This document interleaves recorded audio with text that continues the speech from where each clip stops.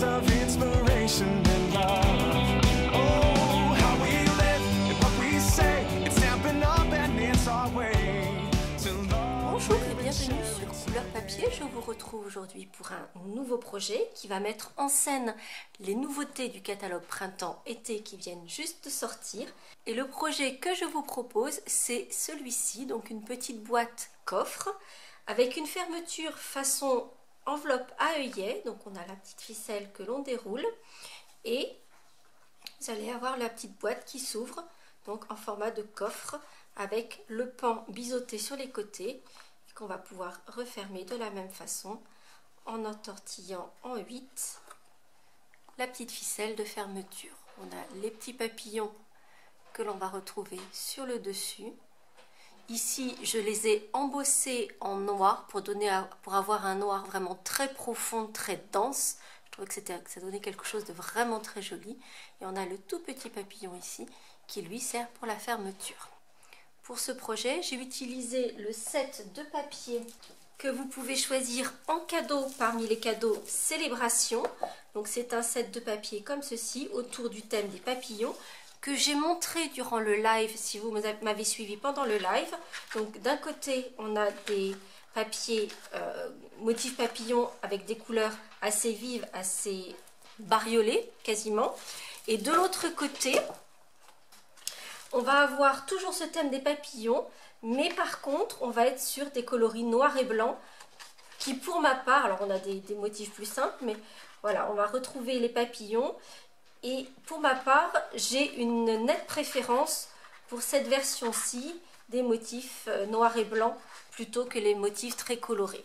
Mais pour autant, il y a des motifs colorés qui restent assez doux. Si on prend celui-ci, je le trouve vraiment très joli. Et d'ailleurs, celui que l'on va utiliser ensemble pour notre petite boîte coffre. Puisque la version que nous allons réaliser ensemble, je vais quasiment faire le positif-négatif. C'est-à-dire que le fond de la boîte sera en noir. Ici, elle était en horizon de bruyère.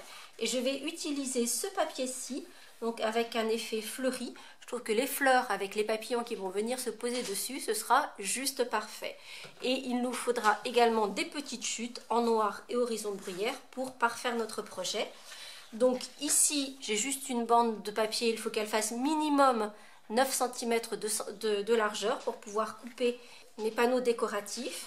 Quant au rectangle de papier qui va former la base de ma boîte, il mesure 11 pouces sur 5 pouces et demi. Comme d'habitude, vous allez retrouver toutes les mesures pour ce projet sur l'article du blog, soit en cliquant sur le lien en barre d'infos, soit sur la miniature à la fin de cette vidéo.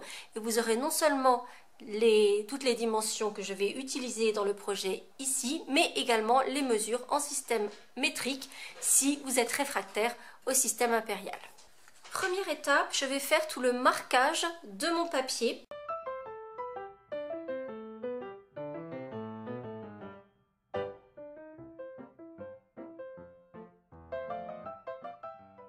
Voici donc le marquage que l'on doit obtenir. J'ai donc fait une ligne de marquage à 1 7/8, à 5 3/8, à 7 1/4 et à 10 3/4. Puis j'ai fait faire un quart de tour dans le sens des aiguilles d'une montre à mon papier et j'ai marqué à 1,5, 3 et 4 7/8. Puis je suis revenue sur le grand côté et sur la première bande la plus large de chaque côté de cette bande, j'ai marqué à 1 1/4 et 1,5 et de l'autre côté de cette bande, j'ai marqué à 5 3/4 et à 6. Il y a ensuite un petit peu de découpe à faire. Comme précédemment, je fais toutes ces découpes et je vous montre en détail.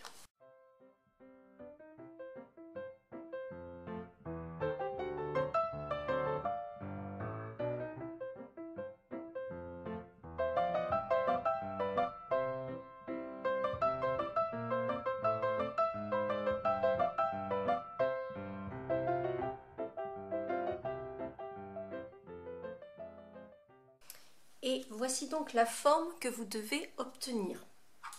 Comme vous avez pu le voir, sur les deux petites lignes de marquage partielles que j'avais faites, à partir de la ligne la plus à l'extérieur de chaque côté, j'ai marqué à l'aide de mon stylet une diagonale qui viendra jusqu'à l'intersection suivante.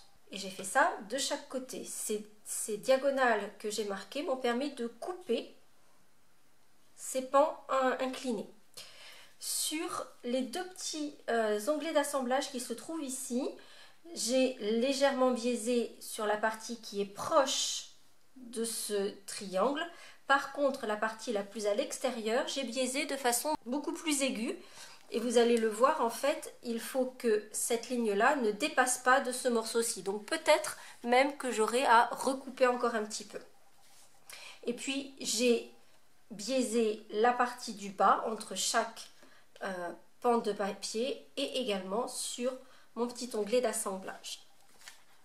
Je vais mettre ce morceau de côté. Bien sûr, vous allez retrouver le plan de marquage, mais également de découpe sur le blog et vous verrez exactement quels morceaux doivent être enlevés. Je vais maintenant prendre mon papier à motif et je vais découper tous les petits éléments qui décorent ma boîte. Alors, on pourrait les découper simplement avec le massicot en prenant des mesures. Moi, j'ai voulu ajouter une petite touche supplémentaire. Et comme vous pouvez le voir, sur mes découpes, il y a des petites lignes de pointes de piqûre.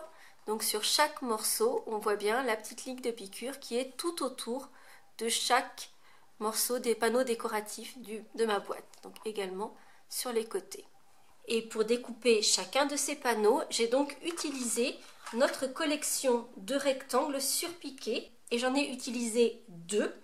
Donc j'ai utilisé le deuxième plus grand des rectangles très allongés et j'ai utilisé le petit rectangle qui se trouve sur le côté. Comme je vous le disais, si vous n'avez pas ce set de matrices de découpe que je trouve très intéressant par ailleurs pour plein de raisons, donc je l'utiliserai assez régulièrement sur ma chaîne parce que clairement pour moi c'est un basique, ça fait partie des choses qu'on utilisera toujours et dont on ne se lassera pas et dont on aura toujours besoin. Donc clairement ça c'est quelque chose que je vais utiliser. Et puis comme vous le savez, les petits points de piqûre, que je les fasse au crayon, que je les ajoute ou qu'ils soient inclus dans la découpe, c'est quelque chose que j'adore, donc forcément je ne pouvais pas passer à côté. Et vous allez voir que simplement avec ces deux matrices, on va pouvoir découper les éléments qui forment le tour de la boîte, mais également celui du dessus de la boîte qui est plus large et celui sur le petit rabat qui lui est plus étroit. Et donc pour décorer ma boîte, je vais avoir besoin de 2 exemplaires de chacun de ces 2 dies, simplement. Donc ça, il n'y a pas d'explication supplémentaire à vous donner. Je pense que couper avec des dies, simplement, c'est quelque chose que vous maîtrisez autant que moi. Par contre, effectivement, il y en a un qui devra être plus large et un autre qui devra être plus étroit. Pour cela, je vais faire une première découpe de ma matrice. Alors comme vous le savez, surtout quand on a des formes comme ça qui sont droites, donc avec un carré, un rectangle, je vous conseille souvent de mettre votre die en diagonale pour que ça ne saute pas sur la presse. Ici, on ne va pas pouvoir le faire, au contraire, il va falloir se mettre bien droit, donc il va falloir y aller délicatement pour bien couper, même si la presse saute sur le die, parce qu'on va faire une découpe partielle. Ici, je vais découper le morceau qui doit être plus grand que la forme de mon die. Et donc, je vais passer la découpe une première fois dans la Big Shot. Donc, vous voyez, je passe doucement au moment de passer la première ligne parallèle à la presse. Et vous pouvez voir que ma forme n'est découpée que sur 3 côtés. Puis je vais retourner ma découpe. Je vais replacer mon die sur la découpe et vous allez voir que en fait les couteaux vont se retrouver dans la découpe qui a déjà été faite. Il faut que vous laissiez environ 8 mm. Donc là, il faut que je recule un petit peu.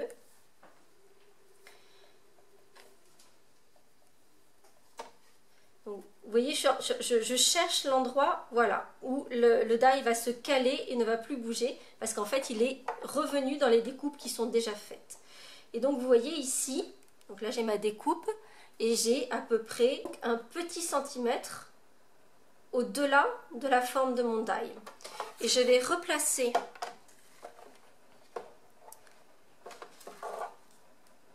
ma plaque de découpe dessus, cette fois-ci en évitant le bord extérieur. Repasser dans la Big Shot, toujours en faisant attention à passer délicatement au moment du die.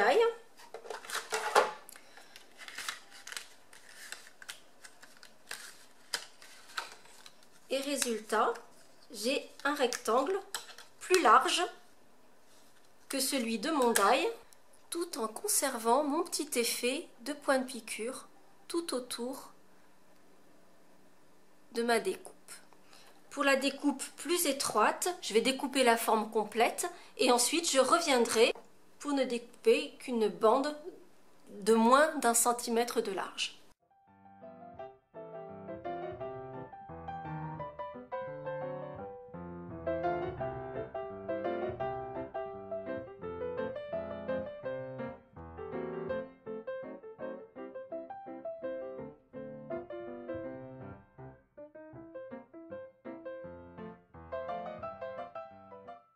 Et j'obtiens ainsi tous mes panneaux décoratifs, donc toujours avec le petit point de piqûre sur chacun d'eux, donc les deux bandes et les deux petits rectangles qui vont venir sur les côtés, la partie qui va venir sur le dessus qui est donc plus large et la petite bande qui va décorer le rabat qui elle est plus étroite, toujours avec ces mêmes dies de départ, donc avec ce même dies rectangulaire. J'ai pu en faire un plus large et un plus étroit. Je vais maintenant m'atteler à mes petits papillons, ainsi j'aurai tous mes éléments décoratifs et on pourra ensuite passer au montage. Et je vais donc utiliser une chute de papier noir et je vais tamponner deux papillons, un petit et un grand, donc je vais garder ces deux là qui sont issus donc du set Gala de papillons, qui est assorti à sa perforatrice qui va découper les deux papillons en même temps. Donc les deux papillons sont en fait tamponnés en même temps de façon à pouvoir être découpés en même temps. Et je viendrai placer les corps de mes papillons. Donc en fait pour placer les corps de mes papillons, j'ai posé mes papillons sur mon bloc, jusque là rien d'extraordinaire. Et en fait j'ai placé les corps sur mes tampons. Et ensuite, je suis venue les récupérer avec un bloc supplémentaire. Et ainsi, ils sont tous les deux à la bonne place pour être placés sur les deux papillons en même temps. Comme je vous le disais, je vais embosser et cette fois-ci en argent. Donc, je vais passer mon petit coussin à embosser de façon à ce que la poudre ne se dépose que là où je le souhaite pour enlever toute trace d'humidité ou d'électricité statique. Puis, je vais tamponner mes papillons en encre Versamark, les recouvrir de poudre à embosser argent et la chauffer pour révéler ce joli embossage argent.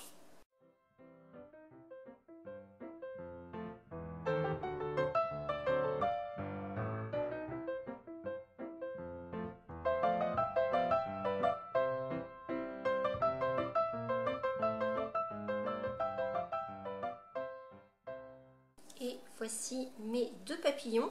Alors je ne vous cache pas que arriver à placer les corps, surtout quand on est sur du noir et avec de l'encre Versamark qui par définition est transparente, c'est pas forcément simple. La solution qui aurait été vraiment la plus simple, et j'étais sûre d'y arriver à tous les coups, ça aurait été d'utiliser le Stamparatus, et là on n'a aucun souci pour bien caler tout ça puisqu'on le fait avant d'avoir tamponné proprement dit nos éléments. Maintenant que j'ai tous mes petits éléments décoratifs, j'aurai quelques petits cercles à découper et je le ferai avec ma perforatrice 1/2, mais ça on verra ça tout à l'heure. Mais là je vais pouvoir commencer à mettre en place ma petite boîte. Donc dans un premier temps, je vais coller tous mes petits panneaux décoratifs avec leur décoration surpiquée sur chacun des pans de ma boîte.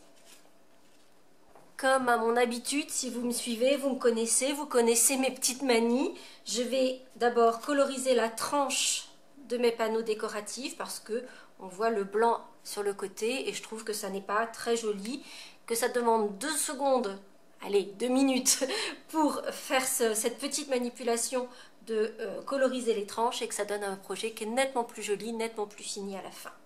Donc je vais coloriser toutes mes tranches et coller chacun de ces panneaux sur la base de ma boîte.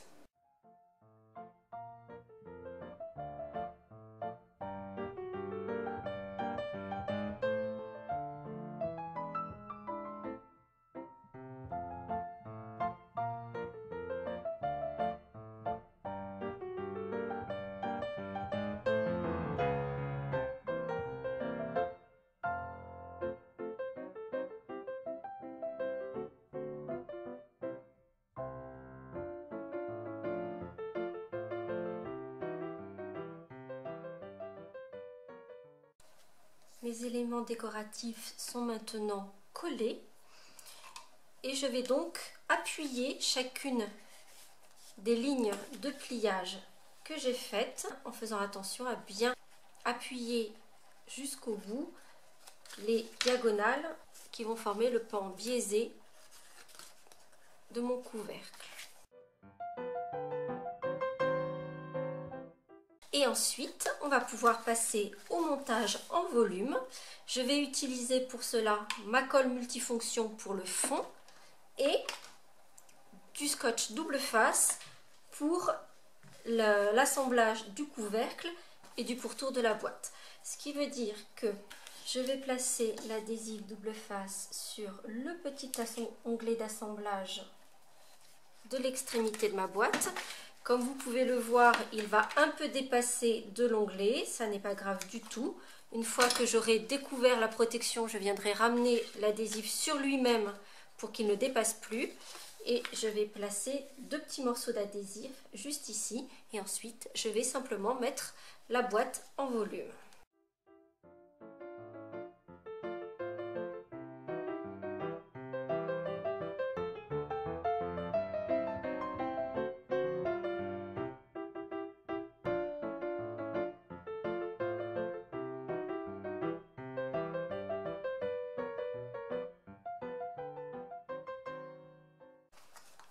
Et voici déjà notre petit coffre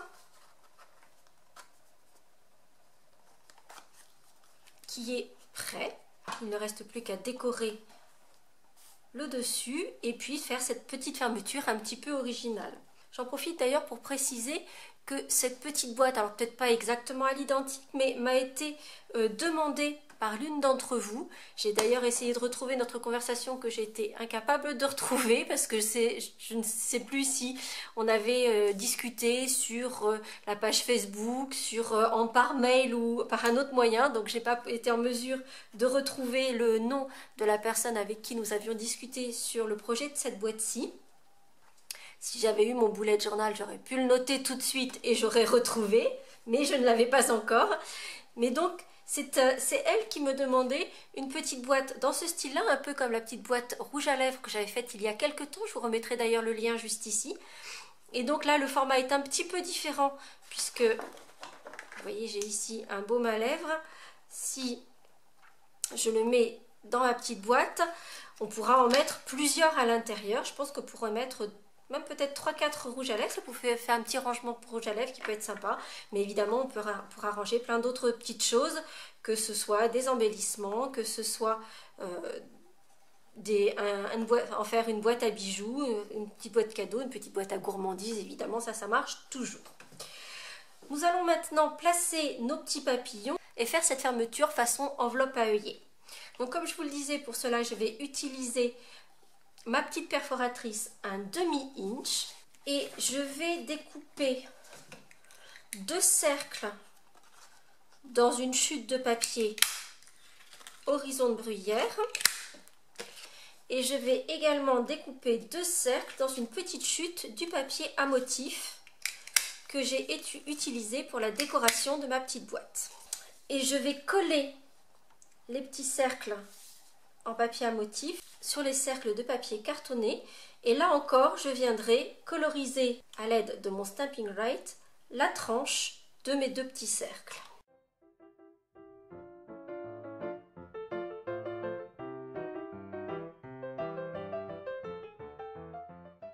Une fois mes 2 petites pastilles montées, collées et colorisées sur le pourtour, je vais pouvoir prendre mes papillons. Et cette fois-ci, je vais utiliser des mini glue dots pour les placer sur la boîte. Ce qui veut dire que sur l'une de mes pastilles, je vais placer le petit papillon. Je vais donc rouler sur elle-même une pastille de mini glue dot. Je vais plier le papillon de façon à ce que les ailes remontent. Donc vous voyez, je place juste mon pouce pour faire revenir une aile, de l'autre côté pour faire revenir l'autre aile. Ce qui veut dire que j'ai un petit espace qui est plat au niveau du corps du papillon. Et c'est sur cet espace plat que je vais poser mon mini glue dot qui a été roulé sur lui-même et placer mon papillon sur sa petite pastille. Sur l'autre pastille, je vais placer un bijou. Ici, j'ai choisi les gemmes à facettes. Et vous voyez que ça va rentrer parfaitement. Donc là, j'ai pris la plus grosse de toutes, puisqu'il doit y avoir 3 dimensions de mémoire. Voilà, des gros, des moyens et des petits. Donc j'ai pris la plus grande que je place au milieu de ma pastille. Puis je vais prendre des dimensional. Donc je vais en utiliser des petits et des normaux. Donc je vais mettre un grand dimensional au dos de la pastille où il y a le gemme et je vais placer un petit dimensional au dos de la pastille tenant le papillon. Puis je vais prendre ma ficelle à rôti noire, je vais enlever la protection de mon grand dimensional et je vais placer ma ficelle à rôti sur le dimensional, ce qui veut dire qu'il est collé, il ne va plus bouger. Et je vais placer la pastille avec le dimensional, le gemme et la ficelle à rôti au milieu du devant de ma boîte.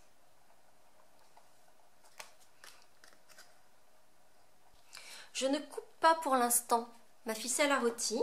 Je vais refermer la boîte et je vais placer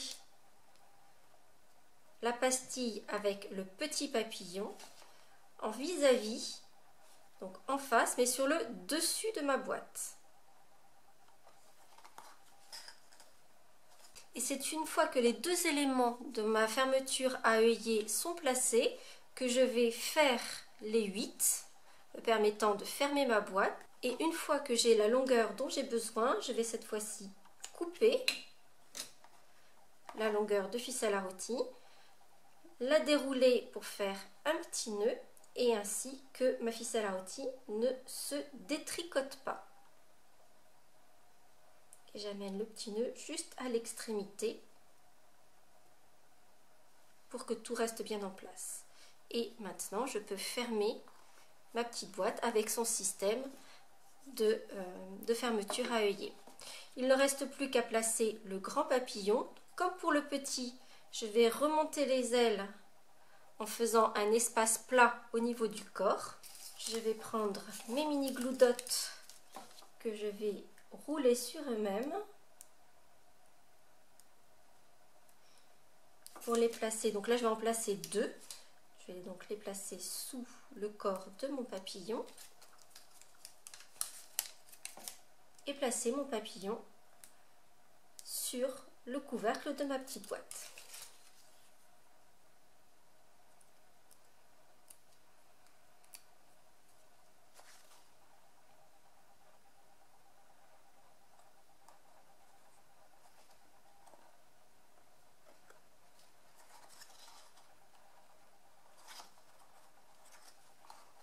Et voici mon petit coffre avec les pans biseautés, la petite fermeture un peu originale format enveloppe à œillet et la décoration avec les petits papillons sur le dessus. Dites-moi si vous avez une préférence pour le bruyère sur noir ou le noir sur bruyère.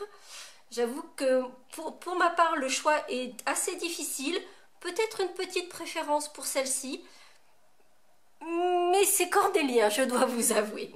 Dites-moi si vous avez une préférence dans les commentaires. J'espère que ce nouveau projet vous aura plu. Si c'est le cas, vous n'hésitez pas à mettre un petit pouce en l'air. Et je vous donne rendez-vous très vite pour de nouvelles aventures créatives. À très bientôt.